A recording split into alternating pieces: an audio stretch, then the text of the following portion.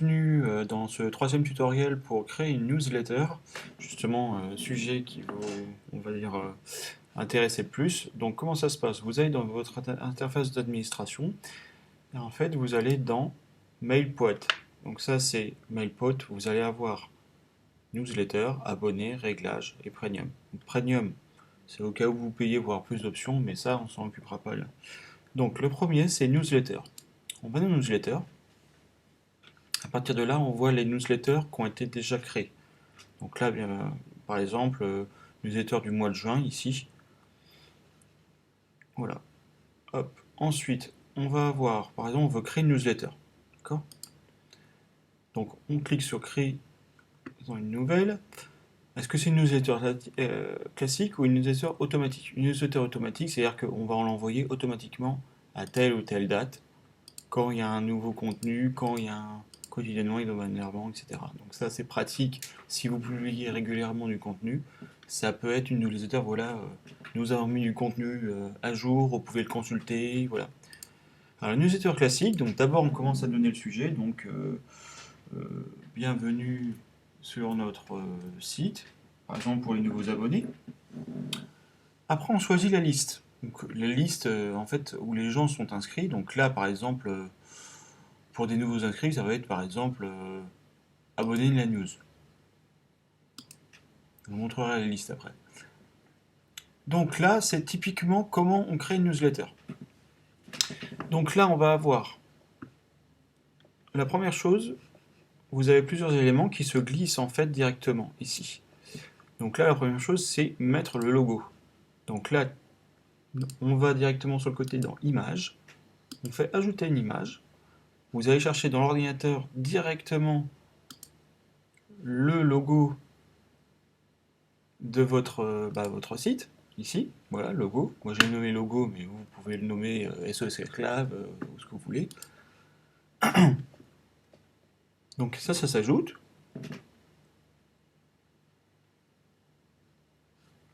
À partir de là, on sélectionne l'image et on la glisse. Voilà, donc déjà l'image c'est fait. Ici, vous pouvez donner un titre à la newsletter. Donc là, ça va être, voilà, par exemple, newsletter, hop, newsletter numéro 1, par exemple.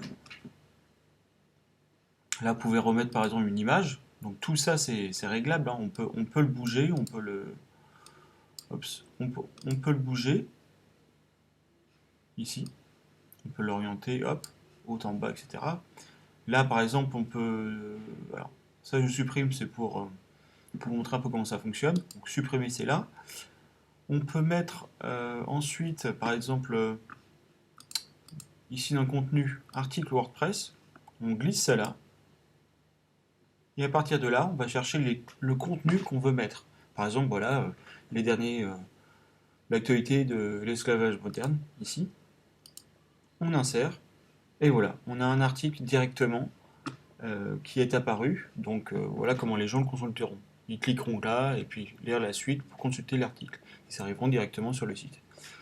À partir de là, on peut remettre une image si on veut. Donc ça, c'est encore des options, hein. Pareil, images, on va chercher les images et on les insère. Voilà, donc ça je ne vous montre pas. Après la troisième chose, c'est on peut mettre des séparateurs, c'est-à-dire séparateurs, c'est des barres, voilà, les barres que vous voyez là, c'est les séparateurs. Là, sur ce petit onglet-là, vous allez pouvoir leur donner un style. Donc là, typiquement, si je change, si je prends ça par exemple, toutes les barres que j'ai mises, ici, ici et ici, bah, ont changé de style. Donc ça donne un petit côté voilà, design à la newsletter qui peut être sympa. À partir de là, donc bah, encore du contenu, on peut mettre du contenu. Ok, donc ça c'est encore une option, hein. Vous voyez titre et texte par exemple ici. On met un titre, on met un texte, voilà, on le configure. Des liens, on coupe les liens, on met un peu de couleur, enfin voilà, après c'est un éditeur. Donc ça je l'enlève, ça j'enlève. Et une dernière chose, on peut mettre justement les réseaux sociaux, ici. Hop, alors attendez, hop, réseaux sociaux ici. Vous n'avez plus qu'à copier l'adresse de votre page Facebook ici.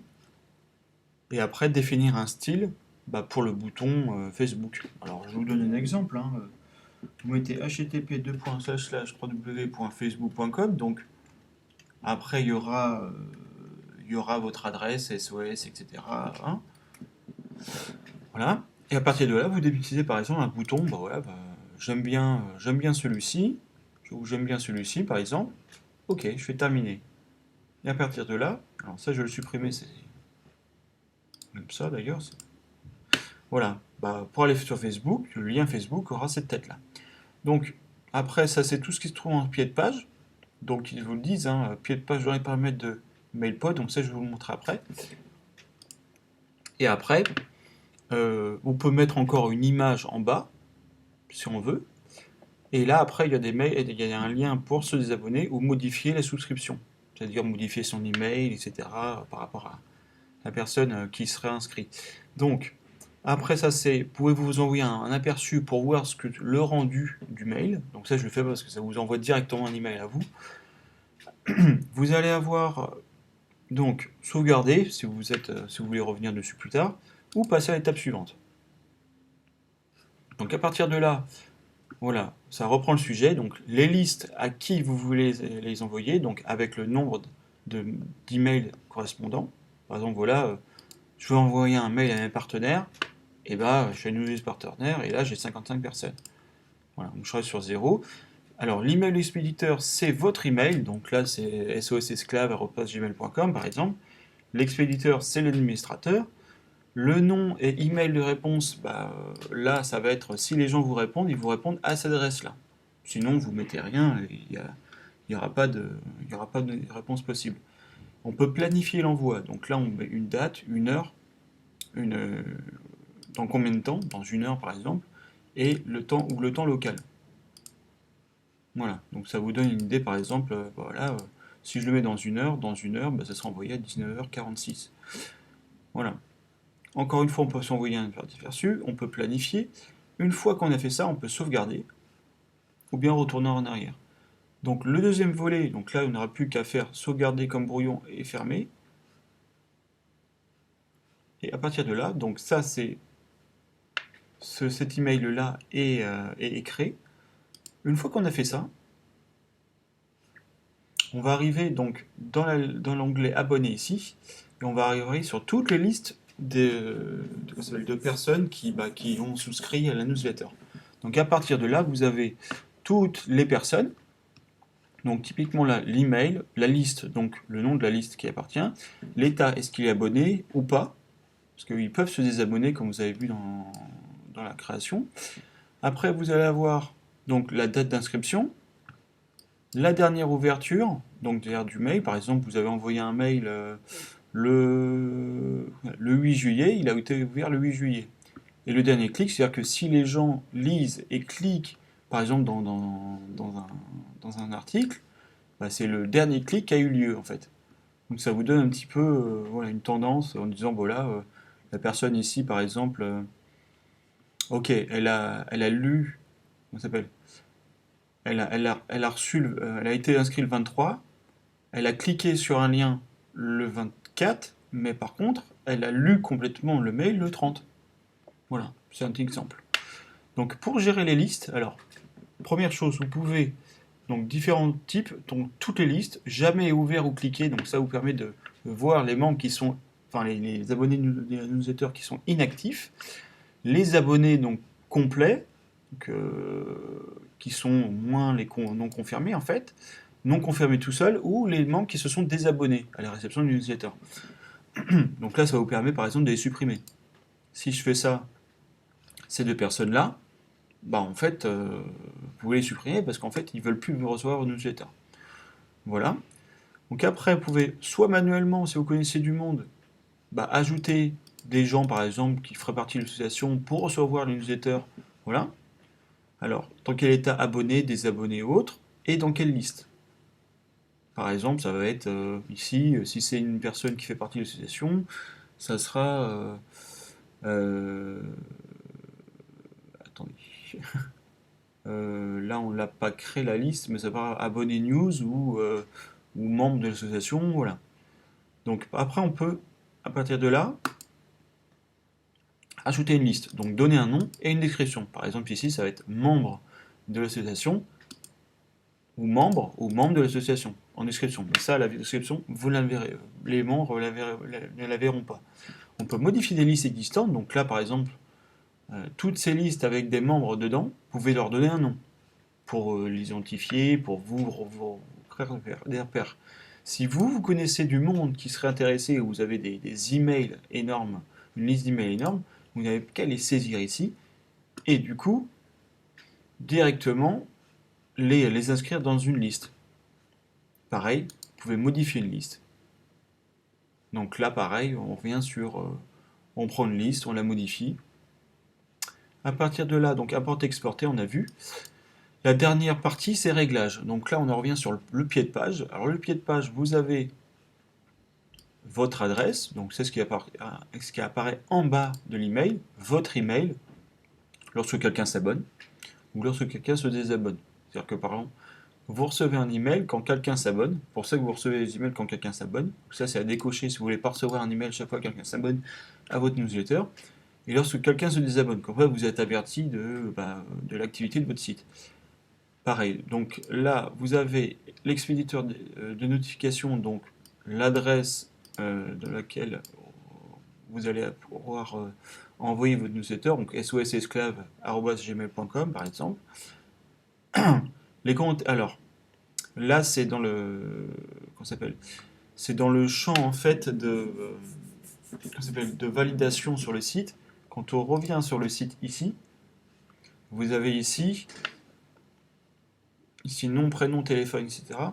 Vous avez comment s'appelle qui sont les dans quelle liste les gens vont s'abonner, enfin vont apparaître quand ils auront validé tout ça. Donc là, c'est oui, ajoutez-moi à votre liste de diffusion. Dans quelle liste vont apparaître les nouveaux abonnés? Ça va apparaître dans l'abonné newsletter. Mais après, vous pouvez choisir plusieurs listes dans lesquelles, voilà, par exemple, c'est des prospects, ou ma première liste, ou enfin la liste que vous voudriez, dans laquelle ils apparaîtront. Excusez-moi, c'est pas, j'ai un peu de mal. Donc réception dans le formulaire, ce sont désactivés sur ce site.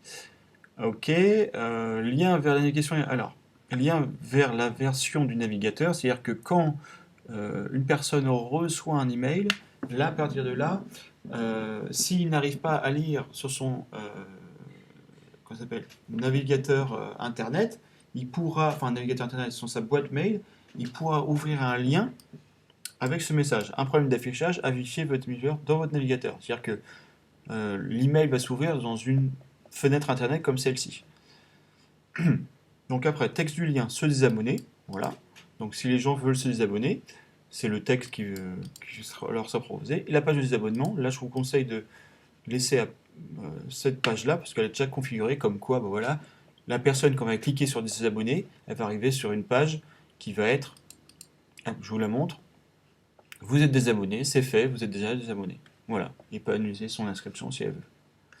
Donc à partir de là, voilà, vous n'avez plus qu'à, ici, une fois que tout est bien réglé, ici, revenir dans newsletter. Une fois que vous avez créé votre newsletter comme tout à l'heure, donc vous vérifiez que tout est bon, vous prévisualisez.